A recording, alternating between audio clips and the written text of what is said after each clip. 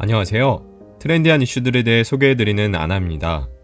아이폰 가격을 미친듯이 올려대는 애플, 지치셨죠? 그런데 애플이 아이폰 가격을 더 이상 올리기 어려울 수도 있을 것 같은데요. 지금부터 함께 알아보겠습니다.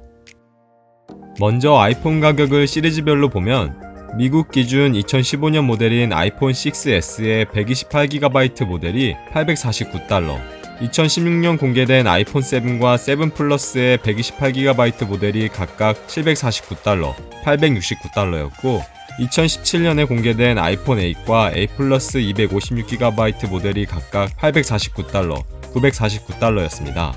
이를 보면 물론 타 회사의 플래그십 스마트폰보다 비싼 가격대이긴 했지만 말도 안 되는 수준의 가격 상승이 있지는 않았는데요.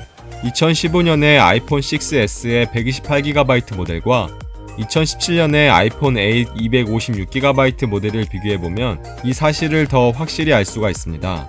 디스플레이 사이즈는 모두 4.7인치로 동일한 반면 8의 경우 전면 카메라는 700만, 후면 카메라는 OIS를 지원하는 1200만화소의 카메라가 채택돼 성능이 더 업그레이드 됐고 저장 용량 또한 8이 256GB로 더 높은 것을 알 수가 있는데요. 그럼에도 가격은 두 모델 모두 $849로 가격을 올리지 않은 의외의 모습을 보여주었습니다.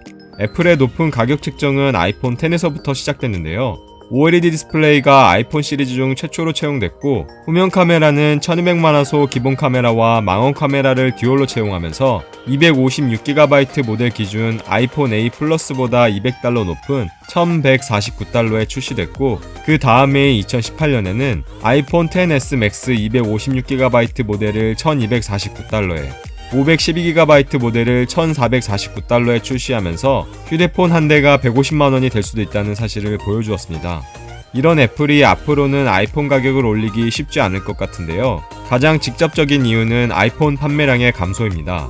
2012년에 약 1.35억 대의 스마트폰을 판매한 애플은 2015년 2.3억 대까지 큰 폭으로 판매량이 증가했는데요. 2016년에는 중국 시장에서 화웨이, 오포, 비보 등의 로컬 브랜드들이 치고 올라오면서 애플의 중국에서의 시장 점유율은 약 15%에서 10% 밑으로 떨어졌고 전체 판매량 또한 2.15억대로 처음으로 감소하였습니다. 당시 기사를 찾아보시면 중국에서 아이폰이 더 이상 특별한 스마트폰이 아니라는 기사와 함께 애플의 매출이 2001년 이후 15년 만에 감소했다는 기사를 찾아보실 수가 있습니다. 다행히 2017년에는 판매량이 전년보다 38만 대 증가하면서 반등에 성공했는데요. 소비자의 인내심을 테스트하는 듯한 가격대로 제품 출시를 지속하면서 2018년 다시 2억 800만 대로 판매량이 감소했고 2018년 4분기만 놓고 본다면 전년 동기 대비 11.5% 감소라는 쇼킹한 판매량이 전해지면서 주가는 35% 곤두박질치기도 했습니다.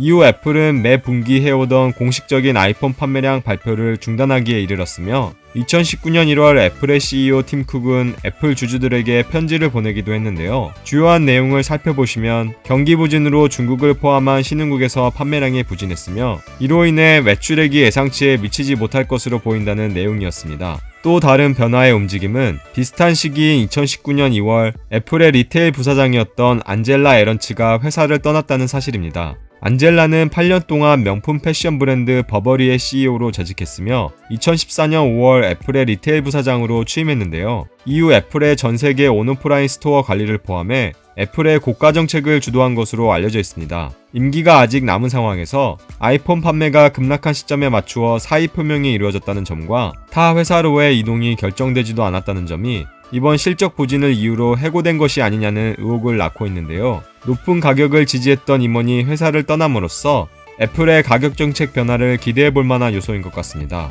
실제 애플은 3월부터 중국에서 일제히 아이폰 가격을 5에서 10만원 인하했고 판매량이 큰 폭으로 개선되는 모습을 보였는데요.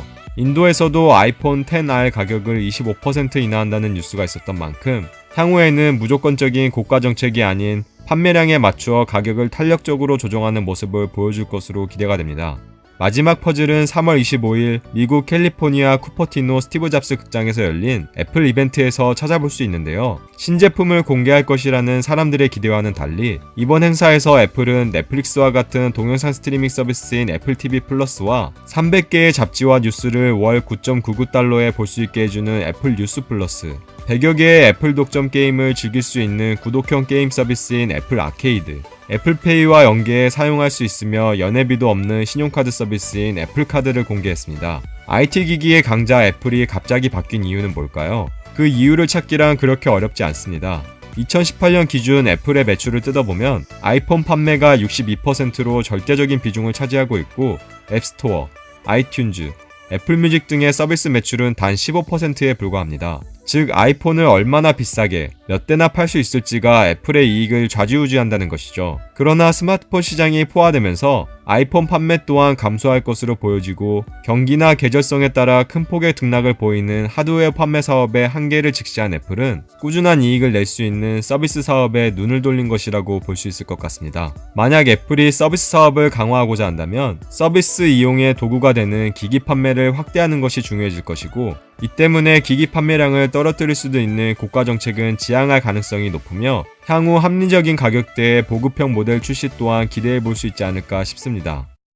지금까지 애플의 가격 정책이 바뀔 수도 있는 여러 정황 증거들에 대해서 알아보았는데요. 애플이 가격을 대폭 인하하지는 않더라도 합리적인 가격대의 제품을 출시해 소비자로부터 더 많은 지지와 사랑을 받는 애플이 되기를 바라봅니다. 여러분들은 애플의 가격 정책에 대해 어떻게 생각하시나요? 영상에 소개된 내용들에 대해 공감되시나요? 혹은 영상에는 없지만 다른 알려진 정보들에 대해 아는 게 있으신가요?